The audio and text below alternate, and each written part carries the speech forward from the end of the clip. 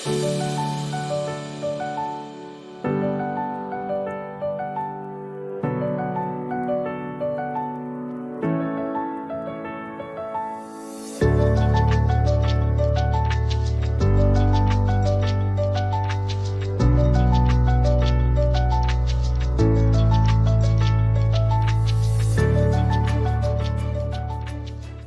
alaikum bete. Today we have to start from this radioactivity. बेटे radio decay जो first learning outcome है, इसको हम डिफाइन किस तरह कर रहे होते हैं. What is meant by radio decay, ये लर्निंग आउटकम होगी. ठीक. अब हमारे पास देखो कोई चीज ना, एक चीज होती है स्टेबल. जो चीज स्टेबल होती है वो कभी डिसइंटीग्रेट नहीं करती, और अगर कोई चीज अनस्टेबल होगी तो वही डिसइंटीग्रेट करेगी, वही स्प्लिट अप होगी. हमेशा जो अनस्टेबल चीज होती है वो स्प्लिट अप होती है, वो डिसइंटीग्रेट करती है. क्यों होती है? ताकि वो स्टेबिलिटी जोन की तरफ जा सके. तो हमारे पास कुछ न्यूक्लियाई हैं वो अनस्टेबल होते हैं. अनस्टेबल कैसे होते हैं? उसमें प्रोटॉन्स इतने ज्यादा होते हैं विद इन द न्यूक्लियस, समझ लो कि उनमें रिपल्सिव फोर्स बहुत ज्यादा होती है. ठीक है. तो हमारे पास जिन न्यूक्लियॉन्स ने बाइंड करवा के रखा होता है इस एनर्जी ने न्यूक्लियॉन्स को, वो इतनी नहीं होती जिसकी वजह से न्यूक्लियस स्प्लिट अप होता है. ठीक है. न्यूक्लियस स्प्लिट अप होता है इनटू certain radiation या certain particles to whom we call alpha particle, beta particle and gamma particle, या रे का वर्ड भी यूज कर सकते हो. ठीक है. तो इस चीज को आप कह रहे होते बेटा ये रेडियो एक्टिव डिके है. जो मैं डिफाइन करूं तो हमारे पास इसका मतलब ये होगा the spontaneous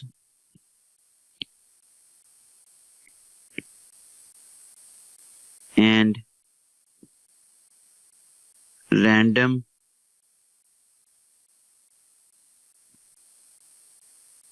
emission of particles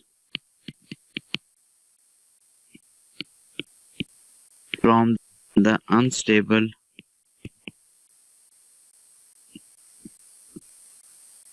nucleus of a nuclide. Nucleoid element क्या होते हैं ना. अब मैंने लिखा था spontaneous and random emission of particles from the unstable nucleus of an atom. ठीक है. दो बड़ी इंपॉर्टेंट चीजें बेटे मैंने यहाँ लिखी हैं. स्पॉन्टेनियस का मतलब and second is the random. Spontaneous का मतलब होता है which is independent of any external factor. ठीक है. स्पॉन्टेनियस का मतलब which is independent of external factor. तो हमारे पास यहाँ पे अगर मैं स्पॉन्टेनियस को कवर करूं,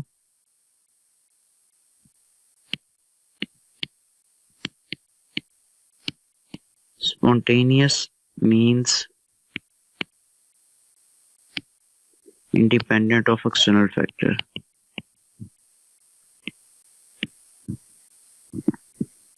Of external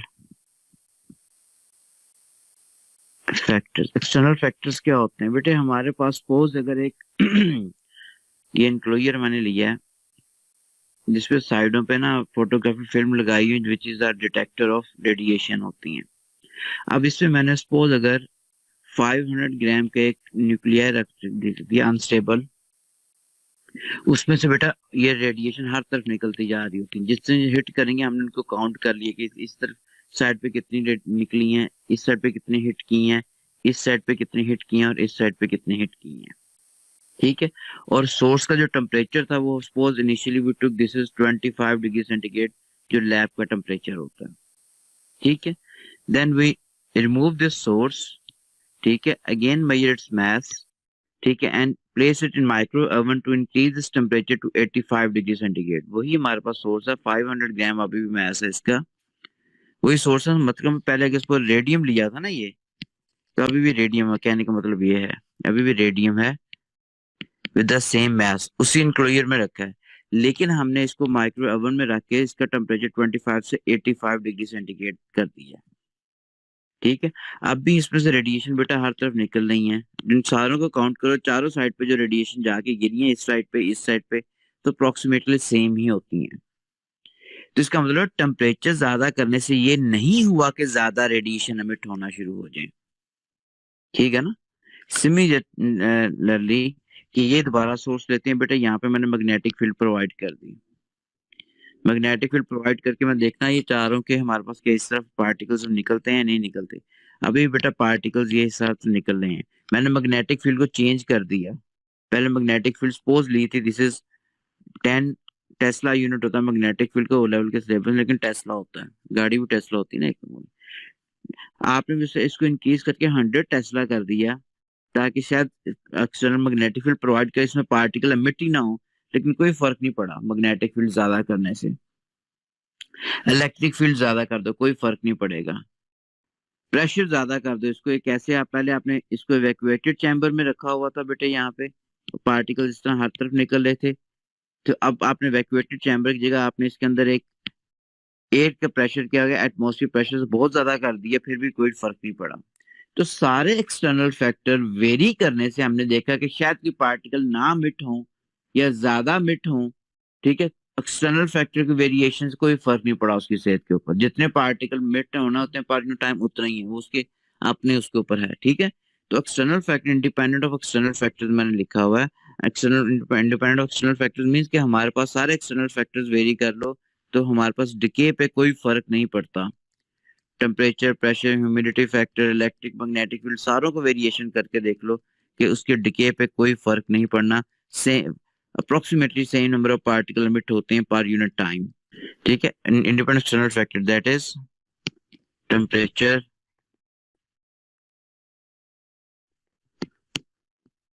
pressure, humidity factor,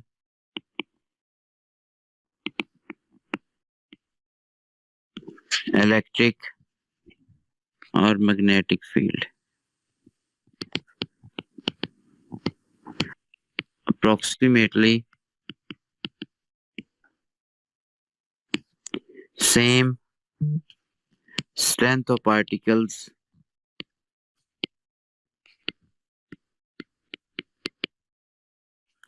are emitted by varying external factors.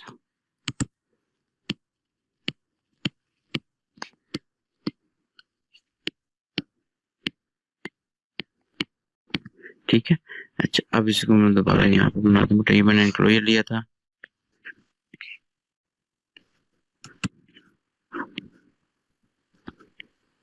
अब इसके अंदर बेटा हमने कोई भी एक रेडियो एक्टिव सोर्स रखा हुआ है, ये हमारे पास रेडियो एक्टिव सोर्स जो भी मैंने रिप्रेजेंट कर दिया। ठीक है, इसका मास बेटे मैंने लिया था, दिस इज 500 ग्राम।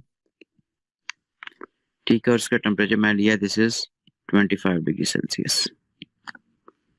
ठीक है, और ये मैंने इंक्लोजर लिया है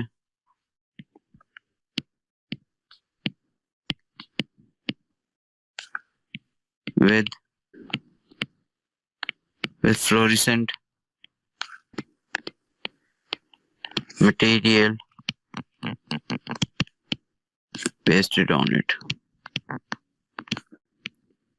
अब फ्लोरेसेंट मटेरियल से होगा क्या कि जब भी कोई भी पार्टिकल इसमें जाके हिट करेगा, कोई भी चीज हिट करती, बॉल भी हिट करोगे फ्लोरेसेंट मटेरियल के ऊपर, तो वहां पे लाइट का स्पॉट बनेगा, उनको हम काउंट कर लेते हैं। ठीक है, तो अब इसमें से हर तरफ हमारे पास बाद में इसको देखते हो, डिटेक्ट करते हो बेटा, यहाँ पे हर जगह डॉट्स होते हैं इस तरह। उन डॉट्स को हमने काउंट किया, इसका मतलब इससे हर तरफ रेडिएशन निकली है हर तरफ। ठीक है, देन वी इंक्रीज इस temperature to from 25 to suppose 100 degree centigrade पे ले गए हैं, या ना 85 डिग्री सेंटीग्रेड पे ले गए हैं। ठीक है,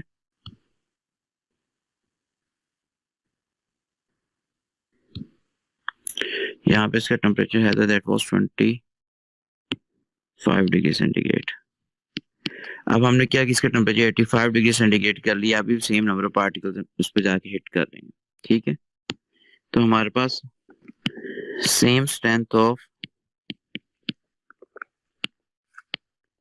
of particles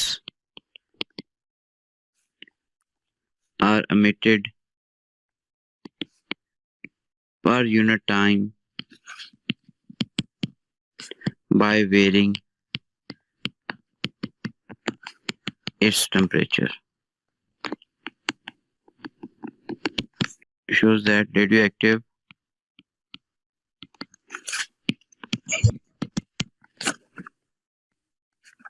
decay is a spontaneous process. इसका मतलब एक्सटर्नल फैक्टर वेरी करने से इस पे कोई चेंज नहीं आया। स्पॉन्टेनियस का मतलब क्लियर होना चाहिए बेटे। मैंने सिर्फ टेम्परेचर एग्जांपल मैंने समझाया प्रेशर के ऊपर ये ह्यूमिडिटी फैक्टर चाहे कर लो, इलेक्ट्रिक फील्ड ज्यादा कर लो, मैग्नेटिक फील्ड कर लो, कि शायद इनके ज्यादा करने से, इनको वेरी करने से कुछ पार्टिकल ज्यादा मिट हो या कम मिट हो, कोई वेरिएशन नहीं आ रही होती। ठीक है। No same strength of particle emitted by new time by varying the temperature means कि हमारे पास ये स्पॉन्टेनियस प्रोसेस। अब दूसरी चीज आती है रैंडम। ठीक है। रैंडम का मतलब क्या है? Random decay means that decay is independent of space। space का मतलब डायरेक्शन है, एंड टाइम। ये नहीं कि फजर का वक्त है तो एक तरफ पार्टिकल ज्यादा बिट हो रहे हैं, असर को दूसरे डायरेक्शन में बिट होना चाहिए। टाइम पे डिपेंडेंट नहीं कि चाहे फजर का वक्त है चाहे असर का वक्त है, ना किसी डायरेक्शन पे डिपेंडेंट है। पार्टिकल किसी भी टाइम पे मिट हो सकता है, किसी भी डायरेक्शन में मिट हो सकते हैं। ठीक है। हम प्रिडिक्ट कर ही नहीं सकते कौन सा पार्टिकल मिट होगा, किस डायरेक्शन में मिट होगा और किस टाइम पे मिट होगा। ठीक है। We can not predict it. ठीक है। तो decay is independent of space and time. Particle किसी भी टाइम पे मिट हो सकता है और किसी भी डायरेक्शन में मिट हो सकता है। ठीक है। That is one can not predict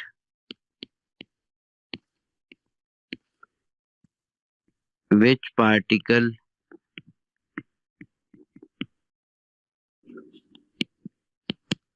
will emit and at what time and in which direction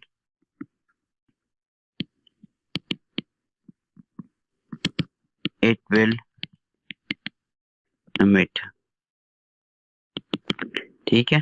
फिर वही एग्जांपल मैं दोबारा कंसिडर कर। अब हमारे पास जो है, अब ये हमारे पास सपोज मैंने वही एग्जांपल दोबारा ली है, जो मर्जी टेम्परेचर, अब टेम्परेचर नहीं लिखूंगा बेटे। हमारे पास मैंने सपोज किया कि हमारे पास यहाँ पे कितनी रेडिएशन आ गिरी है। सपोज 82 पार्टिकल्स यहाँ पे इस साइड पे आके हिट किए हैं। यहाँ पे कितने इमिट किए हैं? सपोज दिस इज 28 इमिट किए पार्टिकल्स आके हिट किए हैं इस जगह। ठीक है। इस जगह कितने हो गए? दिस इज 60 पार्टिकल्स आके हमें हिट किए हैं। ठीक है। इस जगह हमारे पास मैंने देख लिया, दिस इज 48 है पार्टिकल जो आके हिट किए हैं। ठीक है। तो नंबर ऑफ पार्टिकल्स देखे मैंने,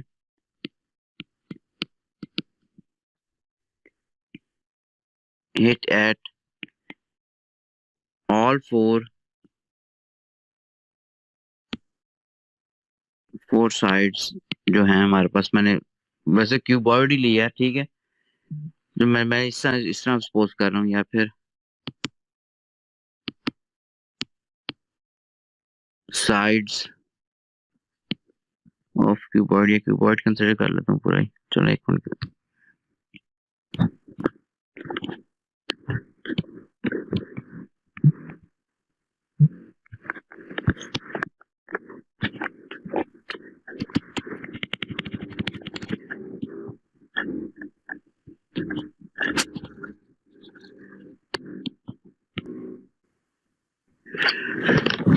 ठीक है बेटे। हमारे पास इस तरह मैं सपोज करूंगी, यहाँ से पार्टिकल्स तो सारे हर तरफ इमिट इमिट होंगे। इस साइड पे जाके हिट कर रहे हैं, यहाँ पे भी हिट कर रहे हैं, इस जगह भी हिट कर रहे हैं, इस जगह भी, फ्रंट वाली भी और रियर साइड भी। ठीक है। पार्टिकल जाके हिट कर रहे हैं। तो हमने देखा सारे साइड पे जितनी आ रही हैं, आठों की आठों साइड की जो आ रही है क्यूबॉइड की। ठीक है। तो number of particles hit all sides of cuboid, अगर देखा हमने क्यूब, हमने देखा दिस इज सपोज 210 पार्टिकल्स पर 5 मिनट्स तक हमने इसको देखा। ठीक है, फिर दोबारा बेटे हमने इसी को देखा। ठीक है, यहाँ पे पहले इस साइड पे कर रहे थे, पहले 82 कर रहे थे पार्टिकल्स। इस साइड पे मैंने 48 लिखा हुआ था पार्टिकल्स, सॉरी, इस तरफ 50 पार्टिकल थे। ठीक है, यहाँ पे सपोज इस साइड पे बेस वाली साइड पे जो 20 पार्टिकल से, यहाँ 20 पार्टिकल्स हिट कर रहे थे। टॉप के ऊपर अगर देखते हो, यहाँ सपोज 8 पार्टिकल्स हमें हिट कर रहे हैं। फ्रंट पे suppose this is 12 particles hit कर रहे हैं। 1 2 3 4 5 6, चलो हो गए तकरीबन सारे। ठीक है, ये बैक साइड थी, ये वाली बैक साइड थी, रियर साइड। ठीक है, अच्छा अब बेटा टोटल नंबर ऑफ पार्टिकल जो हिट कर रहे हैं यहाँ पे, इनको अगर काउंट करते तो मोस्ट प्रोबेबली ये बन रहे हैं 220 के। ठीक है ना, 220 मैंने लिखा था उस टाइम। अच्छा, अब मैंने एक रेडियो एक्टिव सोर्स रखा था इस न्यूक्लियर के अंदर। नंबर ऑफ पार्टिकल उसकी साइडों पे जाके हिट कर रहे थे, मैंने काउंट करता जाए। इस साइड पे टॉप पे कितने किए हैं, राइट साइड पे कितने, लेफ्ट पे कितने, बैक साइड पे कितने, सारे सारे हो गए। ठीक है ना, अब मैंने बेटे बाद में सोर्स को यहाँ पे रखा दोबारा। अब मैंने देखा ऊपर वाले हिस्से में पहले कितने आ रहे थे, देवर 8, ये टॉप पे। अब टॉप पे जो कितने जाके हिट कर रहे हैं हमारे पास, वो चेंज हो चुकी वैल्यू। अब हमारे पास चेंजेस टू टॉप के ऊपर जाके जो हिट कर रहे हैं वो बेटे अब पहले 8 थे, अब इंक्रीज करके यहाँ 10 पार्टिकल्स हिट कर रहे हैं। ठीक है, ये हमारे पास जो है थी बैक साइड जो है थी, ये रेयर साइड। पहले वहां पे पार्टिकल्स हिट करते 82 थे, अब इंक्रीज करके या डिक्रीज करके सपोज यहाँ पे आ चुके हैं 61 पार्टिकल्स। राइट साइड पे पहले 48 थे, ये इंक्रीज करके हो चुका है 56 पार्टिकल्स, इस साइड पे जाके हिट किए हैं। ठीक है, फ्रंट साइड के ऊपर जो हमारे पास पहले हिट कर रहे थे 12 पार्टिकल, वो बेटा डिक्रीज होके 8 पार्टिकल्स है यहाँ पे। बेस पे पहले हमारे पास क्या थे, 20 पार्टिकल्स हो रहे थे, अब यहाँ पे 32 पार्टिकल्स हिट कर रहे हैं। जो ये पार्टिकल जो इस सोर्स में से निकल रहे हैं, ठीक है ना, उनकी बात कर रहा हूँ। अब ये साइड आ गई, अब इस पे अगर पार्टिकल जो हिट कर रहे हैं ये तकरीबन कितने हो चुके होंगे, यहाँ पे देखा तो सपोज दिस इज 61 पार्टिकल्स यहाँ पे हिट कर रहे हैं बेटे। अच्छा, अब नंबर ऑफ पार्टिकल्स जो यहाँ पे हिट कर रहे थे, ठीक है, emitted from source, they were 220 था, 210 220 था। ठीक है, पार्टिकल्स पर मिनट चलन लिख लिए और इजी हो जाए। अब यहाँ पे number of particles emitted in all directions, ठीक है, पर मिनट, तो ये भी अप्रोक्सीमेटली वही होंगे, थोड़ी बहुत वेरिएशन लाजमी डालनी होती है। 10 + 61 + 56 + 8 + 32 + 61, तो ये 228 बन रहे हैं। 228 दोबारा मैं कर लूं, 10 + 61 + 56 + 8 + 32 + 61, 228, इसको 61 के कम कर देते हैं, फिर 224 के बगैर आते हैं। इसमें से मैंने कितने निकाले थे, 61 थे ना, तो इसको 57 करता। अच्छा, अब बेटे हमारे पास number of particle emitted from the source 221 पर मिनट इन ऑल डायरेक्शंस, ये मैं बेटे लिख लेता हूँ। अब देखो पहले यहाँ पे 82 थे, बाद में कितने हो गए, 61 हो गए। 48 थे, कितने हो गए, 56 हो गए। 50 थे, कितने हो गए, 57। 20 थे, कितने हो गए, 32। तो वेरिएशन आ रही है बेटे, ये ठीक है। और ओवरऑल पार्टिकल्स भी देखते हो, अगर हमारे पास ये 220 पार्टिकल ना, यहाँ मैंने 224 रिप्रेजेंट किया, थोड़ी बहुत वेरिएशन होगी। ये वेरिएशन इंडिकेट करती है कि रेडियो एक्टिव डिके जो है वो रैंडम प्रोसेस है। ये जो फ्लक्चुएशन आ रही है इन डिफरेंट डायरेक्शन और total number of particle which are emitted per unit time, थोड़ी सी वो हमारे पास रिप्रेजेंट करती है रेडियो एक्टिविटी के। ये फ्लक्चुएशन थोड़ी सी होनी चाहिए, 220 से 224 लिखा है मैंने, यानी 230 234 पे चले जाओ, इतने ज्यादा नहीं वेरिएशन होती, 4 5 6 की वेरिएशन होती है और उसमें बैकग्राउंड रेडिएशन भी आ रही होती है। ठीक है, तो ये जो फ्लक्चुएशन आ रही है,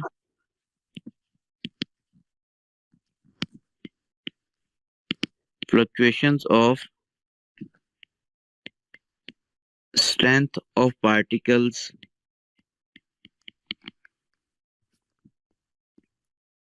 emitted from a source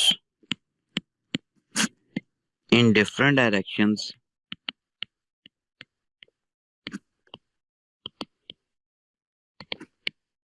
shows the random nature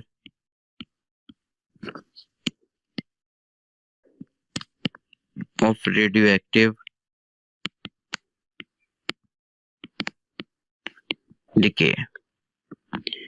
यानी कहने का मतलब बेटा ये नहीं होना कि सर्दियों में ज्यादा पार्टिकल मिट हों, गर्मियों में कम हों। उसने उसकी एक्सटर्नल सर्दी गर्मी पे ऐसा चक्कर ही कोई नहीं है उसका, ना उस पर डिपेंडेंट हम सन की रेडिएशन के ऊपर, के सन अगर इस तरफ है तो यहाँ ज्यादा पार्टिकल मिट होंगे, रात को मून आ जाएगा तो पार्टिकल इमिशन में कोई वेरिएशन, टाइम पे भी डिपेंडेंट नहीं है कि दिन के वक्त ज्यादा होंगे या रात के वक्त, उन चीजों पे भी डिपेंडेंट नहीं है। सारे एक्सटर्नल फैक्टर वेरी करके देख लो, उस पर कोई चेंज नहीं है, डायरेक्शन चेंज करके देखना उस पर कोई नहीं है, इसकी अपनी ही नेचर है। ये उसी तरीके से है बेटा। अब रेडियो एक्टिव मैंने लिखा क्या हुआ है, the spontaneous and random emission of particle. उसी तरह बेटे अगर एक कमरा है उसके अंदर रोज फ्लावर्स पड़े हैं किसी भी हमारे पास प्लेट वगैरह के अंदर, तो उसमें से फ्रेग्रेंस निकल रही होती है। ठीक है, नहीं निकली है फ्रेग्रेंस, ठीक है, जब तक वो टोटली डिके नहीं कर जाते। तो वही चीज यहाँ पे बेटे, जो अनस्टेबल न्यूक्लियाई होते हैं उनमें से पार्टिकल कुछ एमिट होते हैं ताकि वो स्टेबल हो सकें।